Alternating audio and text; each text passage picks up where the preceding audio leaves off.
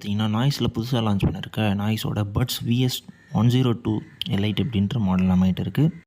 Under 1000 ரேஞ்சில் நாய்ஸில் launch பண்ண பெஸ்ட்டான ஒரு இயர்பட்ஸ் தான் இது.